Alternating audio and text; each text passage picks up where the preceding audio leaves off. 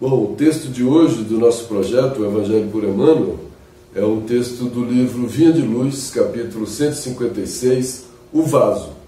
Esse texto foi escrito a partir de um versículo de uma carta de Paulo aos Tessalonicenses, quando Paulo fala do corpo como vaso, né? Que cada um de vós saiba possuir o seu vaso em santificação e honra.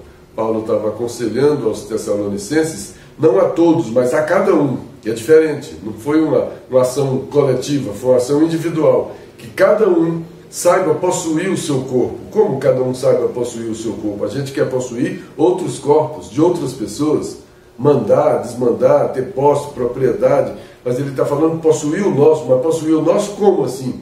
Né? É ter domínio sobre ele. Não é ele que comanda, é o Espírito que comanda, e comanda para onde? Como diz Paulo, em santificação e honra. Então conduz a ação, as nossas ações materiais em santificação e honra, no caminho da virtude. Né? É muito interessante esse texto, e Emmanuel diz que ele é muito atual. E ele começa dizendo: o vaso da criatura é o corpo que lhe foi confiado. Esse corpo, a doutrina, o Evangelho, tem várias figuras que se referem ao corpo de maneira simbólica, né? O carro, o veículo, a casa espiritual, o vaso, o santuário, o templo, tem tantas referências, né?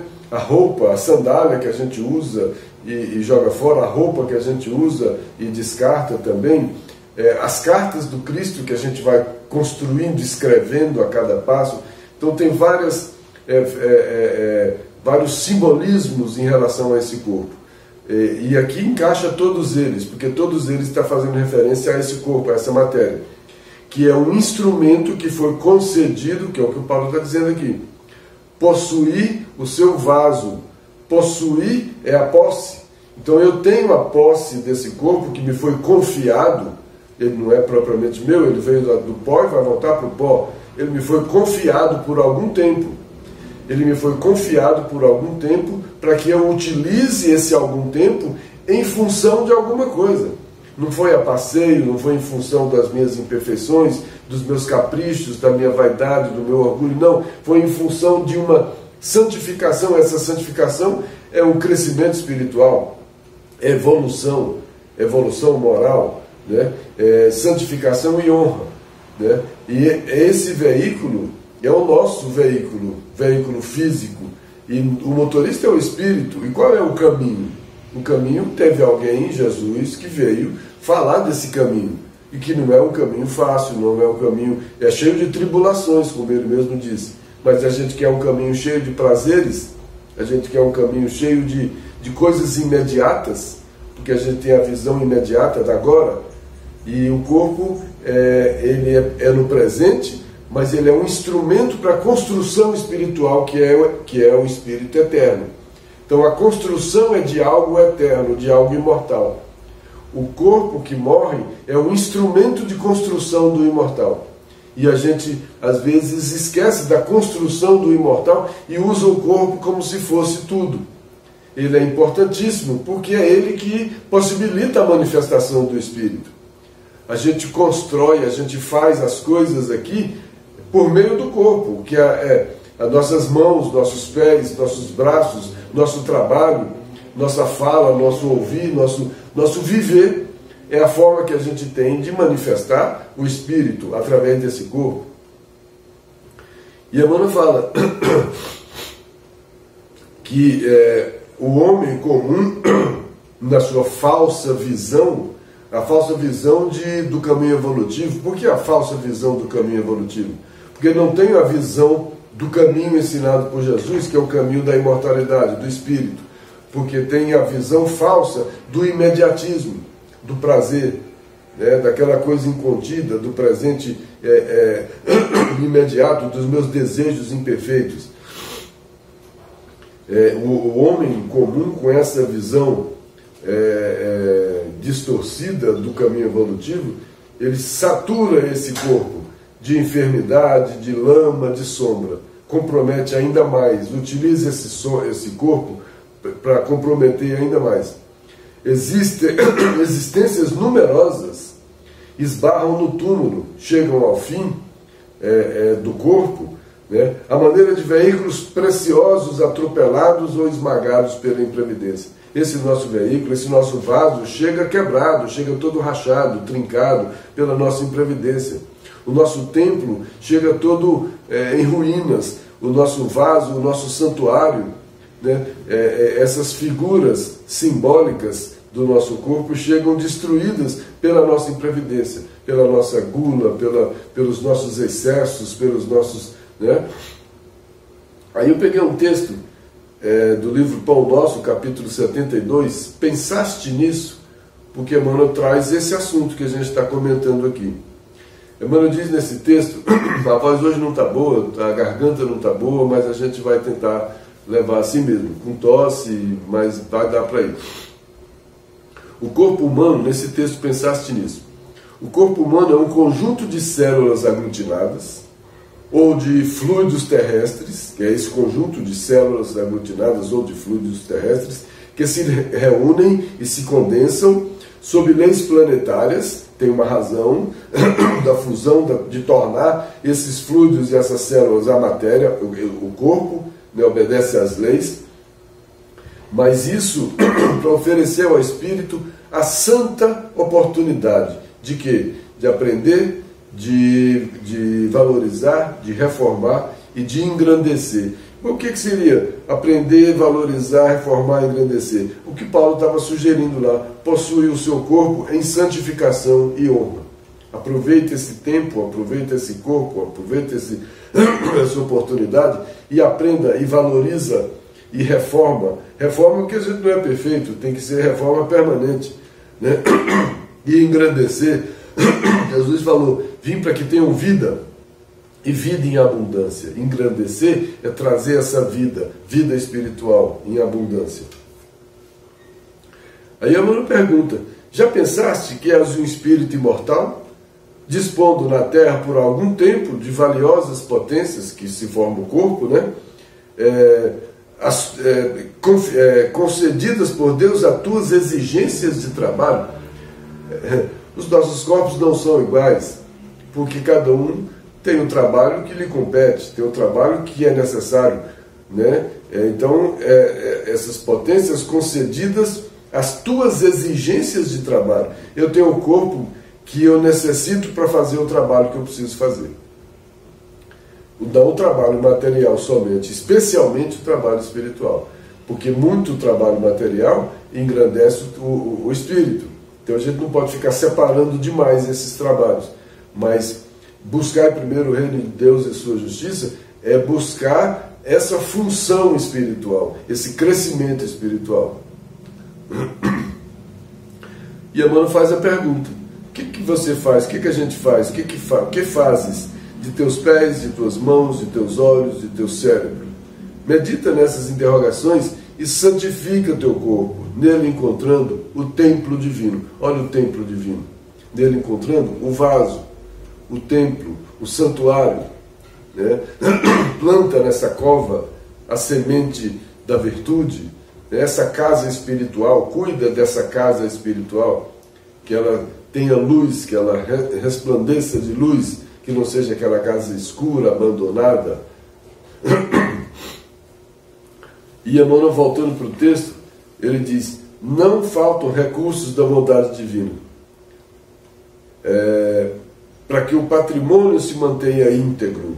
Não faltam recursos de conhecimento, de instrução, de inspiração, na sociedade de maneira geral, né? Ele fala aqui de higiene, temperança, medicina preventiva, disciplina, são conhecimentos, né? São discernimentos e conhecimentos, para que a gente saiba utilizar tudo isso, o processo de educação, né? Uma pessoa que não é educada a se alimentar é uma pessoa destemperada, que não domina seu ódio, sua irritação, que não tem disciplina, que ela é dominada por todos os seus impulsos.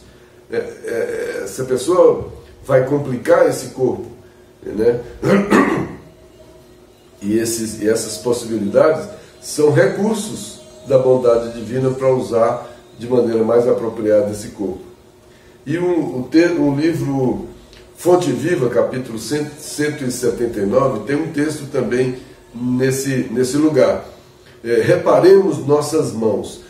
Simbolicamente também a mão como corpo, né? Reparemos nossas mãos, que ele estava fazendo referência à crucificação de Jesus, que Jesus mostrou a mão perfurada com o prego, e ele está olhando para a gente olhar nossas mãos. O que a gente faz com essas mãos? Qual o trabalho que essas mãos fizeram, né? Ele diz: o coração inspira, o cérebro pensa, as mãos realizam. Aqui o coração inspirando e o cérebro pensando. O sentimento e o pensamento são atributos do espírito, né? E as mãos realizam. E aí o corpo vem com as mãos para manifestação do sentimento e do pensamento, que são atributos do espírito. Então o corpo serve para aperfeiçoar esse sentimento, para aperfeiçoar esse pensamento, mas com execução, executando a cada um segundo suas obras. E é o que a gente faz com as mãos, com o corpo, com a possibilidade. O que a gente constrói? O que a gente deixou? Como é que estão suas mãos, né? Em toda parte agita-se a vida humana pelas mãos que comandam e obedecem. Em toda parte agita a vida humana. Em toda parte tem corpos com pessoas reencarnadas, com espíritos reencarnados, e a vida humana se agitando para lá e para cá. E haviam tantos que andavam para lá e para cá e não tinham tempo de se alimentar. Jesus falava: tantos encarnados andando para lá e para cá e não tinham tempo de se alimentar desse pão, porque não estavam prestando atenção. Aí ele fala de algumas mãos, né? Mãos que dirigem, que constroem, que semeiam, que afagam, que ajudam, que ensinam, essas mãos com o trabalho apropriado. Mas também tem mãos que matam, que ferem, que apedrejam, que batem, que incendeiam, que amaldiçoam. Olha as possibilidades das mãos, né? Todos possuímos nas mãos antenas vivas por onde se nos exterioriza a vida espiritual.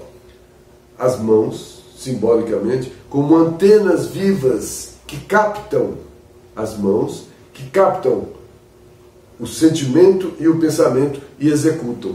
Então as mãos são antenas. Eu posso culpar a mão que bateu.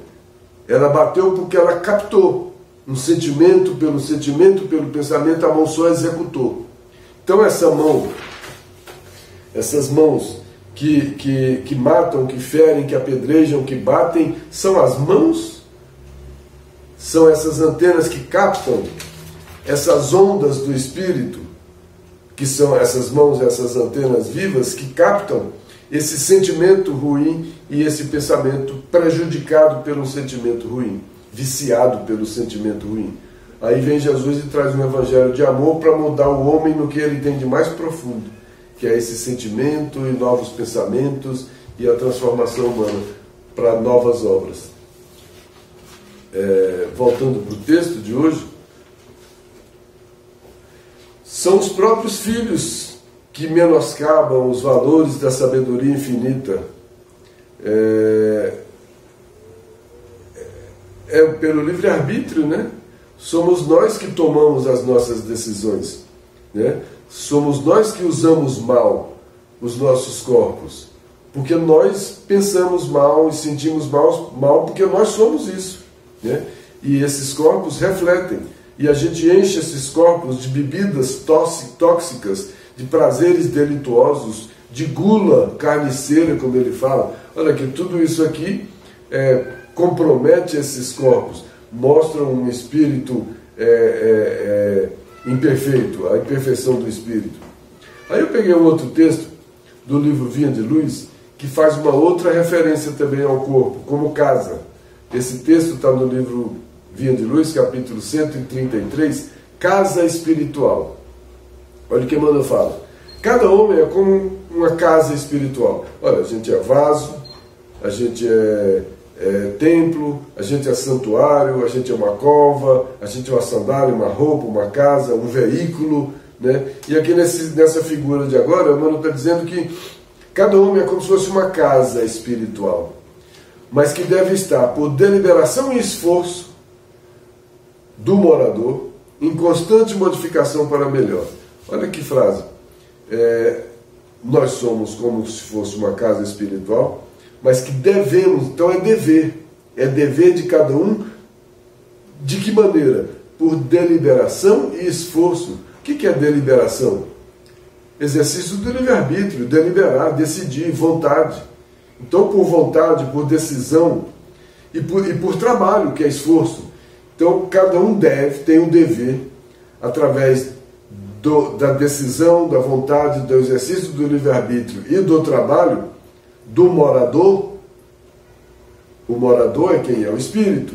Então, a decisão, a vontade, o exercício do livre-arbítrio e o trabalho é exercido pelo morador. O corpo só executa. Mas em modificação para melhor. Em modificação do quê? Do morador. Aí ele fala de alguns tipos de casa que existem, muito interessante. Ele fala que existem casas ao abandono, indo para a ruína. Casas para o abandono. Deixa a vida me levar, a vida leva eu não vou fazer mais nada. Deixa a coisa aí, aí eu perco as rédeas da minha vida. Eu não tenho mais domínio sobre minhas imperfeições, sobre mim, eu não tenho domínio sobre minhas tendências, eu estou ao abandono, eu continuo o que eu sempre fui, né? Eu estou uma casa ao abandono, né? Caminhando para a ruína espiritual.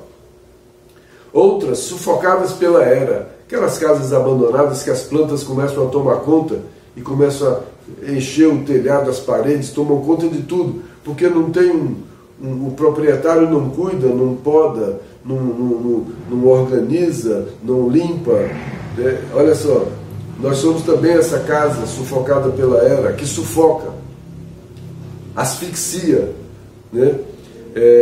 E essas casas abandonadas ou sufocadas pela era, elas viram redutos de seres traiçoeiros e venenosos, das nossas imperfeições. Olha, quando Jesus falava que a gente é o túmulo caiado por fora e podre por dentro. Era essa casa pintadinha lá de fora, mas por dentro estava cheia desses bichos traiçoeiros e venenosos. E podres, no caso de Jesus. Também edificações relaxadas, nossa casa espiritual. Edificações relaxadas, cujos inquilinos, quem são os inquilinos? Nós, espíritos. Então a nossa casa relaxada, os espíritos não se animam nem a remover o lixo. De que lixo que ele está falando? Do lixo espiritual. Ele está falando casa espiritual. E os inquilinos relaxados nem removem os lixos. Que seriam esses lixos? As imperfeições. Tem um texto do Emmanuel que fala de monturo, de lixo, muito bonito, a transformação do lixo em adubo. E é o que a gente deve fazer. A nossa própria compostagem, transformar o nosso lixo em adubo. Isso é dolorido, isso é demorado, isso é de quem cuida da casa. Mas uma casa relaxada deixa o lixo lá, né? Nem se preocupa, os inquilinos, que somos nós, a gente nem tira o lixo, deixa o lixo lá. A gente se mistura com o lixo, a gente vira esse lixo, né? E moradias fantasiosas, que tem uma fachada soberba e uma desorganização interior. Essa ainda cabe mais ainda no túmulo caiado por fora e podre por dentro. Que isso é essa moradia fantasiosa. Bonitinha lá fora, mas por dentro completamente desorganizada. E ele fala ainda das casas penhoradas por hipotecas, vendidas, negociadas, que nem sou mais proprietário da minha casa, porque eu tive que negociar a casa. Eu negociei a casa, ela nem é mais minha, ela está hipotecada pelos meus vícios, pelas minhas imperfeições. Olha só, esse texto é de uma figura muito bonita, Vinha de Luz 133, casa espiritual. Aí a gente volta para o texto, a gente está falando de vaso. O vaso é essa casa, é esse veículo, é esse templo, é esse santuário.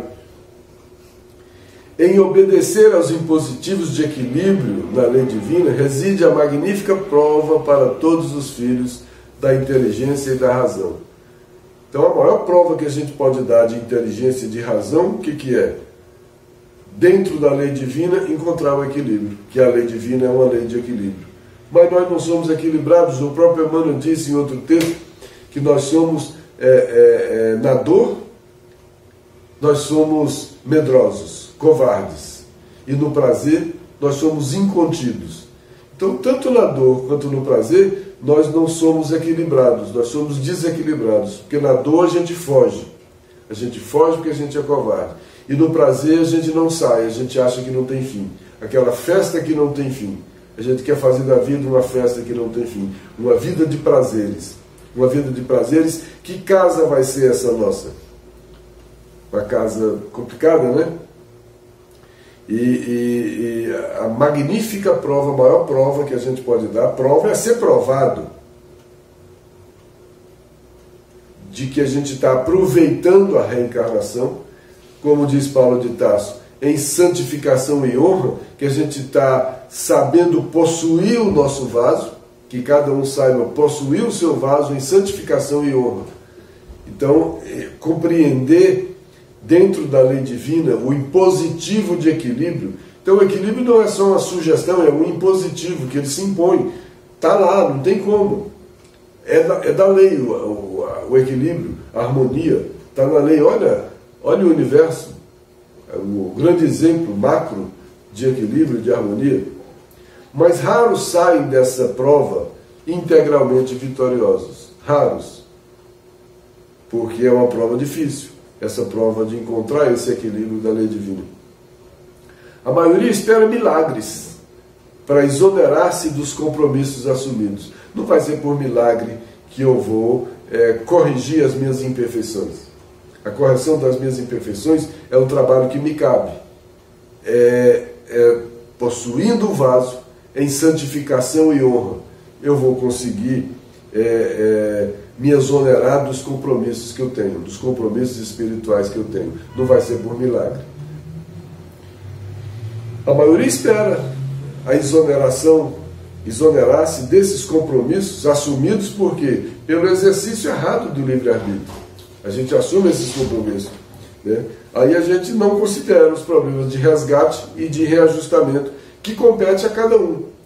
Então, o resgate é de escândalo que eu já cometi, de erro que eu já cometi, de imperfeição que eu já cometi. E reajustamento é uma recomposição, né? Que compete a cada um. Que cada um de vós saiba possuir o seu vaso. Aí um outro texto, também do Emmanuel, livro Caminho, Verdade e Vida, capítulo 13, que é a carne. O que é a carne? O que é esse vaso? O que é esse veículo? O que é esse santuário? O que é essa casa espiritual? É preciso se instale no homem, é preciso que o homem tenha a compreensão da sua necessidade de autodomínio. O homem que é o dono da casa, ele é que comanda a casa, ele é que dirige a casa. Ele precisa ter esse domínio. Então é preciso que se instale no homem a compreensão da necessidade de autodomínio, acordando-lhe as faculdades de disciplinador e renovador de si mesmo. Disciplinador e renovador de si mesmo, não dos outros. E a gente quer ser disciplinador e renovador dos outros. Mas eu tenho que acordar essa possibilidade, essa faculdade que eu tenho, que todos temos, de possuir esse vaso em santificação e honra, porque aí eu vou aprender a disciplina e a renovação de mim mesmo. Em Jesus Cristo. Por que ele completou em Jesus Cristo? Seguindo os ensinamentos de Jesus. Não é da minha cabeça. Simples assim, né? Essa renovação e essa disciplina de mim mesmo não é da minha cabeça. É em Jesus Cristo. Se é em Jesus Cristo, é seguir os ensinamentos dele, que estão no Evangelho, que é esse caminho, verdade e vida. Um dos maiores absurdos é atribuir a esse conjunto de células que servem ao homem a paternidade dos crimes da terra, quando na verdade nós sabemos que tudo procede do Espírito. Então é o espírito que tem que aprender a possuir esse vaso. E no último parágrafo do texto, Emmanuel diz: fora da lição, da palavra e do exemplo, é imprescindível reconhecer que cada criatura deve saber possuir o próprio vaso. Cada criatura, é imprescindível que cada criatura aprenda a possuir o próprio vaso. Eu não tenho que me preocupar em possuir vaso alheio. A gente tem que ver muita briga aí de pessoas querendo possuir vasos alheios. Amigos querendo possuir o vaso do amigo. Marido, mulher querendo possuir o vaso alheio. Pai, mãe querendo possuir o vaso alheio. Os vasos são alheios. Alheio porque não é meu, é alheio. Até o do filho é alheio, porque não é meu. Né? É imprescindível que cada criatura saiba possuir o próprio vaso, mas em santificação e honra para Deus. No campo físico, eu peguei um outro texto, no campo físico do livro Vinha de Luz, capítulo 171, a imersão da mente nos fluidos terrestres. O que é a imersão da mente nos fluidos terrestres? É o motorista do veículo chegando, é a encarnação, é ocupar o vaso. Então a imersão da mente nos fluidos terrestres é uma oportunidade de sublimação que o espírito operoso e desperto, o espírito que opera, que trabalha e que não está dormindo, que está desperto. Desperta, tu que dormes, levanta-te dentre os mortos, que o Cristo te esclarecerá. Então o espírito que não é operoso e desperto, ele está morto espiritualmente, se ausentou da vida. Por isso Jesus falou: deixe os mortos o cuidado de enterrar os seus mortos. Aqueles que não trabalham esse trabalho de sublimação e que não está desperto, que está dormindo. Aquelas casas abandonadas, relaxadas, né, e etc. Uma oportunidade de sublimação que o espírito operoso e desperto transforma em estruturação de valores eternos. Esse é o trabalho, essa é a santificação. Aproveitar a oportunidade da encarnação para estruturar valores eternos, valores imortais, não valores imediatos. Por isso é que a gente se ilude muito com a encarnação. A cova do corpo, olha mais um, cova do corpo é um lugar de plantar sementes. A cova do corpo é também preciosa para a lavoura espiritual, quando nos submetemos à lei que nos induz para o alto. Então, atender ao equilíbrio da lei divina é plantar a boa semente nessa cova do corpo. Toda criatura provisoriamente algemada à matéria, toda criatura encarnada, pode aproveitar o tempo da criação de espiritualidade divina. O que é isso? Possuir o vaso em santificação e honra. E por último, iluminemos o santuário. Mais uma sugestão: iluminemos o santuário. Vinha de Luz 138. Pois somos um santuário do Deus vivo, Paulo disse aos Coríntios, capítulo 6, versículo 16, numa carta. Todos somos santuários do Deus vivo. O Senhor continua ensinando, amando, orientando, dirigindo, mas porque a surdez, ali ele estava falando do que estava dormindo, né? Não estava desperto. Aqui já não está ouvindo. Olhos de ver, ouvidos de ouvir, desperto é tu que dormes, os mortos, os vivos, né? O Senhor continua ensinando, amando, orientando, dirigindo, mas porque a surdez prossegue sempre, chega o tempo das bombas renovadoras do sofrimento, as consequências doloridas, convidando a mente desviada e obscura à descoberta dos valores que lhes são próprios, reintegrando-a no santuário de si mesma para o reencontro sublime com a divindade. Isso é o trabalho de santificação e honra. Hoje a gente ficou um pouco prejudicado pela garganta, pela voz, mas era um texto muito bonito, que vale a pena a leitura, o estudo, e essas figuras que eles fazem, esse simbolismo que eles fazem, para a gente compreender melhor o valor do corpo e o valor do espírito, sem desprezar nenhum dos dois, que a gente é os dois ao mesmo tempo. A gente é esse corpo, esse vaso, esse santuário. E aí eu preciso construir esse templo aqui dentro, interior. Que Deus nos abençoe e até a próxima.